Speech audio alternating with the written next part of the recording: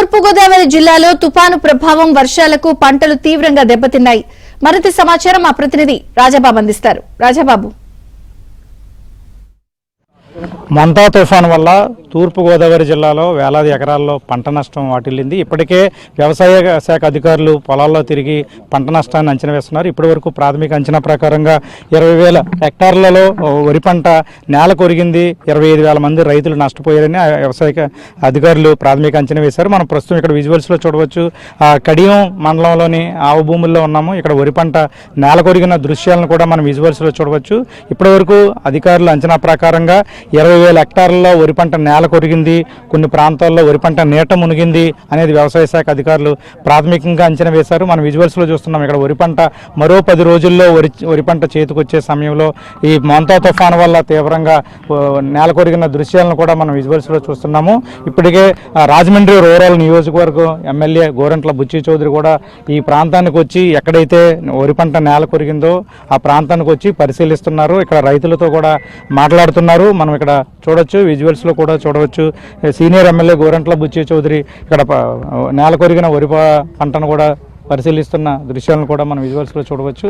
మనం ఆయనతో కూడా మాట్లాడి ఇప్పటికే ఆయన రైతులతో కూడా మాట్లాడారు. తుఫాను ముందు కూడా ఎటువంటి ఆస్తి నష్టం, ప్రాణ నష్టం లేకుండా కూడా ఇక్కడ అధికారులను అదేవిధంగా ప్రజలను కూడా అప్రమత్తం చేశారు. ఆయనతో మాట్లాడదాం. సార్ చెప్పండి, ఇప్పటికే తూర్పుగోదావరి జిల్లాలో ప్రాథమిక అంచనా ప్రకారంగా 20,000 హెక్టార్లలో వరి పంట నష్టం వచ్చిందని చెప్తున్నారు. మీ రాజమండ్రి రూరల్ నియోజకవర్గానికి సంబంధించి ఎన్ని హెక్టార్లలో వరి పంట నష్టపోయింది? ఇప్పుడు రైతులు మీకు ఏం చెప్పారు? రైతుల్ని ఏ విధంగా ఆదుకోబోతున్నారు? ఇక్కడ ముఖ్యంగా 3,500 హెక్టార్లలో మన నియోజకవర్గంలో రాజమండ్రి రూరల్ కడియం మండలంలో విస్తీర్ణంలో వరేశారు.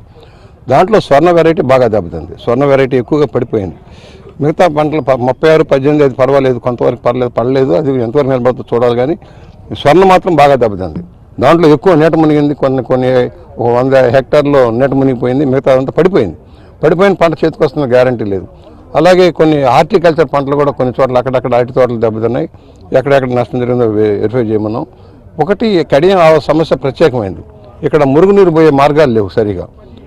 పొలాలన్నీ పొలంలో ఉంటాయి, కాలువలు మెరకలో ఉంటాయి. దాని పర్యవసానంగా కాలువలో తూటుకాళ్ళు ఆక్రమణకు గురవడంలో నీరు పోయిన పరిస్థితిలో నీరు వేగంగా లాగటంలా కలెక్టర్ గారు మేము చెప్పుకొని మెయిన్ కాలువ తగ్గించాం వెంటనే. ఎందుకంటే దీని మెయిన్ కాలువకు అనుసంధానం, ఈస్టర్న్ మెయిన్ కాలువకు అనుసంధానం కనుక కాలువ వెంటనే తగ్గించాం. నీరు పోయే మార్గం చేయమని చెప్పాం. కలెక్టర్ గారు తగ్గించారు, కానీ నీరు వెళ్ళటంలా.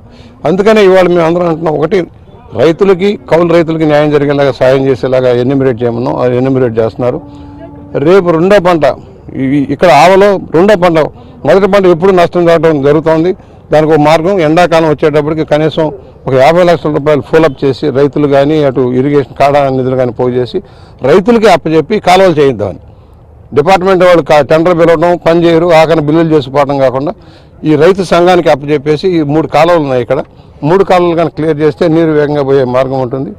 ఒకటి ఈ తుఫాన్ని అప్రమత్తం చేసి చంద్రబాబు గారు దుబాయ్ నుంచి అప్రమత్తం చేసుకుంటూ ఆయన రావడంతో ఫీల్డ్లోకి వెళ్ళి లోకేష్ గారు కానీ పవన్ కళ్యాణ్ గారు కానీ అప్రమత్తం చేసుకుంటూ నష్టం జరగకుండా చేయడం కోసం యంత్రాంగాన్ని మొత్తాన్ని గేరప్ చేశారు.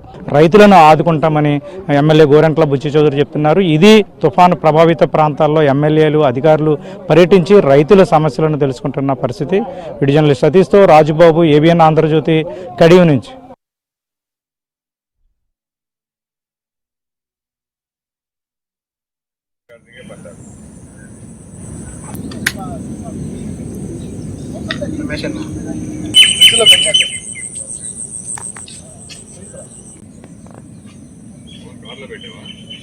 కార్లో పెట్టి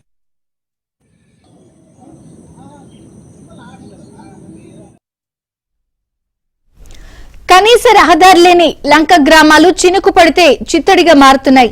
పశ్చిమ గోదావరి జిల్లా ఎటుకట్ట లంకలో 8 కోట్లతో ప్రభుత్వం శంకుస్థాపన చేస్తే గుత్తేదారు ఇష్టానుసారంగా మట్టి వేసి నాణ్యత లేని కంకర్ను పరచడంతో అది కాస్త వర్షాలకు కొట్టుకుపోయింది.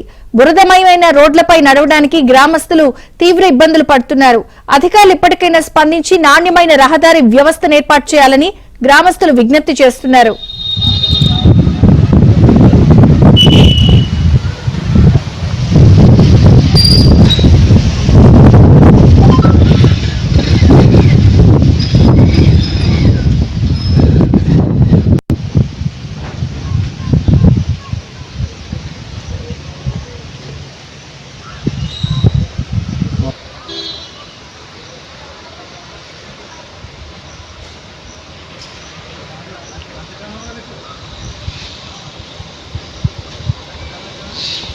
గత 30 సంవత్సరాల నుంచి మా పూర్వీకులు ఇక్కడే బతికారండి. ఈ ఏటుగొట్టున ఆనుకొని ఉన్నామండి మేము. దాదాపు 40 కుటుంబాలు ఇక్కడ కాపురం చేస్తున్నామండి. ఇప్పుడు ఏటుగొట్టు కాంట్రాక్ట్ అని చెప్పారండి, ఆధునిక పనులు అని చెప్పారండి, ఏటుగొట్టు వేసారండి. కానీ వేసిన కాడి నుంచి కూడా మా పిల్లలు కానీ స్కూల్కి ఇబ్బంది అయిపోతుందండి, ఎవరు రాట కానీ ఇబ్బంది అండి.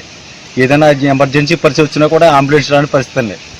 ఏదైనా అత్యవసర పరిస్థితుల్లో ఎవరికైనా ఏదైనా ప్రాణహాని ఉన్నా కూడా ఏటుగొట్టు రాని పరిస్థితి అండి. మా స్కూల్ పిల్లలు డైలీ కాలేజీకి వెళ్తూ ఉంటారండి. పాలకొల్లు ఇతరత్ర పాత్రలకి ప్రాంతాలకి వెళ్తారంటారు, స్కూల్ పిల్లలకి వెళ్తారండి. కానీ ఏటుగొట్టు అంటే నల్లలేని పరిస్థితి అండి. ఆ కాంట్రాక్ట్ అయితే రోడ్ అయితే వేసారండి. వేసుకోండి, ఇది ఎలా ఉంటుంది, ఇది దాదాపు కొంచెం మించి మా సంబంధించిన పిల్లలు ఈస్ట్ గోదావరి కాలేజీకి వస్తూ ఉంటారండి. కానీ రేవుకెళ్ళి రోడ్డు కూడా అధ్వానంగా ఉందండి. ఇలాగా 150 కుటుంబాలు దాదాపు కాపురం చేస్తున్నామండి. మేము తాళవారిపేట బ్రిడ్జ్ కూడా నివసిస్తున్నామండి.